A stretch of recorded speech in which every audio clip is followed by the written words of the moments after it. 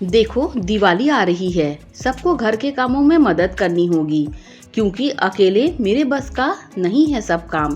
प्रतिभा अपने पति, सास और बच्चों के सामने बोली। ठीक है मम्मा, मैं हर बार की तरह सारे पंखे और दीवारें झाड़ दूंगा। 17 साल का शिवम बोला। और बहू, मैं पकवान बनाने में तुम्हारी मदद करूंगी, विमला जी बोली। और मुझे जो सामान बाहर से लाना है उसकी लिस्ट दे देना, मैं ला दूंगा। साथ ही ऊपर लाइट्स भी लगा दूंगा, पति मोहित बोले। अरे वाह, अब की बार तो मेरे बिना कहे सब अपने काम करने को तैयार हैं, वरना तो सब कितने नखरे दिखाते थे काम करवाने में। प्रतिभा खुश होते हुए बोली। बहू, कोरोना में जब तुम बीमार हुई तब सबको तुम्हारी अहमियत पता लग गई, इसीलिए तो सब सुधर गए, विमला जी हंसते हुए बोली। तो सब मुस्कुरा दिए। पापा, आप बाजार जाओगे तो मैं आपके साथ चलूंगी, मुझे इस बार बहुत सारी चीजें लानी हैं, 21 वर्षीय श्रुति बोली। अरे कोई ज़्यादा शॉपिंग नहीं होगी समझी तुम, पहले ही बहुत कुछ है तुम्हारे पास, अब अपने बचे शौक अपने घर जाकर पूरे करना, प्रतिभा तुरंत बोली। क्या मम्मी, आप भी ना हर चीज़ में यही कहती हो, अपने घर जाकर करना, श्रुति बोली। हाँ, तो बेटियां मायके में पराई अमानत होती है, उनका असली घर तो ससुराल ही होता है, उनका जैसी तेरी माँ का ये घर है, प्रतिभा की जगह विमला जी बोली। पर दादी, मम्मी यहाँ अपनी मर्जी से कहाँ कुछ कर पाती है, वो तो आपके कहे से चलती है, फिर ये उनका घर कैसे हुआ?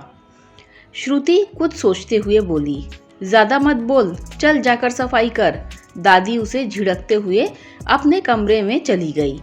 श्रुति बेटा, ऊपर की सफाई हो गई हो तो नीचे आ जा, मेरे साथ रसोई की सफाई करवा दे। श्रुति श्रुति। थोड़ी देर बाद प्रतिभा श्रुति को आवाज देती हुई कहने लगी, पर उसने कोई जवाब नहीं दिया तो खुद ऊपर आ गई। इतने में शिवम और दादी भी वहां पहुंच गए। क्या बात है बहू, क्यों चिल्ला रही हो, विमला जी बोली।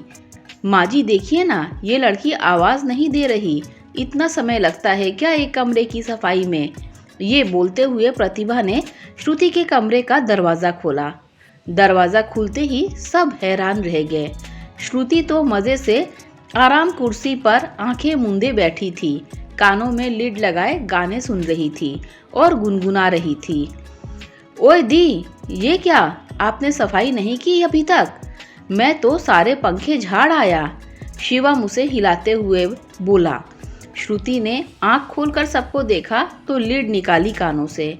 ये क्या है श्रुति, तुम्हें तो सफाई को भेजा था मैंने, प्रतिभा गुस्से में बोली।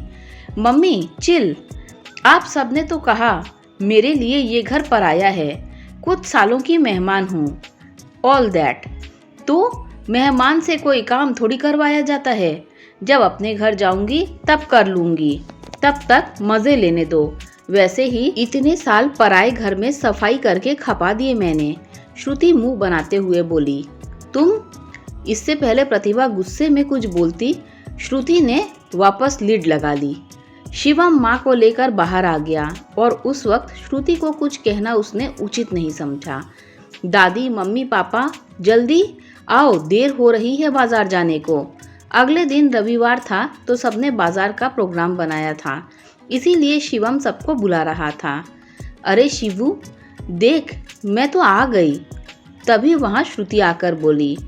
तुम यहाँ क्या कर रही हो श्रुति, जाओ जाकर आराम करो। तभी वहाँ प्रतिभा जी आकर बोली। क्यों मम्मी, मुझे भी तो शॉपिंग करनी है, ड्रेस, ईयररिंग्स, श्रुति बोली।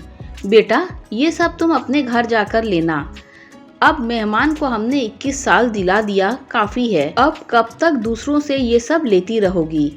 हम चलते हैं, तुम गाने सुनो जाकर, प्रतिभा बोली। प्रतिभा की बात सुन श्रुति का मुंह उतर गया, उसे अपनी कही बात जो याद आ गई। पापा, आप मम्मी को समझाओ ना, मैं आपके साथ उस दिन जो ड्रेस पसंद करके आई थी वो लेनी है मुझे दिवाली के लिए, श्रुति उदास हो बोली। अब बेटा इससे क्या मैं समझाऊं, प्रतिभा कह तो ठीक रही है। ये बोल मोहित गाड़ी में बैठ गया, पीछे पीछे सभी बैठ गए। श्रुति बेचारी सबको देखती रही और सब उसे छोड़ चलते बने। श्रुति बेटा और बन ओवर स्मार्ट, अब दिवाली पुरानी ड्रेस में निकालियो तू, श्रुति खुद से बोली। घर आकर उसका मन नहीं लग रहा था। समय बिताने के लिए उसने अपने कमरे की सफाई ही कर दी, साथ साथ बाकी जगह की भी करने लगी। अरे अरे, ये क्या, मेहमान घर की सफाई क्यों कर रहे हैं, छोड़ो झाड़ू। तभी प्रतिभा बाजार से आकर बोली। पीछे पीछे सभी घर में दाखिल हुए। क्या मम्मी, कब तक मेरी खिंचाई करती रहोगी, इस बात को ले, श्रुति मुंह बनाते हुए बोली तो सब हंस दिए। अच्छा दी, आओ तुम्हें दिखाते हैं हम क्या क्या लाए हैं।